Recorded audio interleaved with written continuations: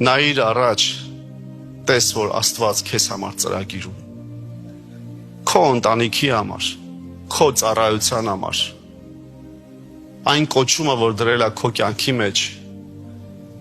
անգամ նեղության մեջ էլ ունեցիր տեսիլք։ Աստծո ճանապարհներում, Աստծո արքայության մեջ։ Դրա համար էլ Հիսուսը ասեց, երբ որ տեսավ, որ շատերը նայում են իրենց հոգսերին, ասեց. Եթե դուք նայեք ձեր հոգսերին, թե ինչ ուտենք, ինչ խմենք, դուք հեթանոսների նման կլինեք։